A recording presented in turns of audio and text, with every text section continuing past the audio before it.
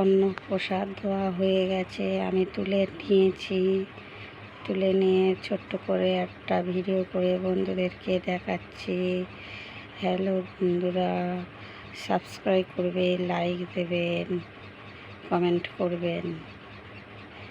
আচ্ছা, আজকে আমি অন্য ভাত রান্না করেছি। কি মানে পদ করেছি হচ্ছে আলু ভাজা, শাক ভাজা, বেগুন ভাজা, পটল ভাজা, বরবটি ভাজা, একটা নিরামিষ তরকারি হয়েছে সবজি দিয়ে, আমের চাটনি, পাঁপড় ভাজা।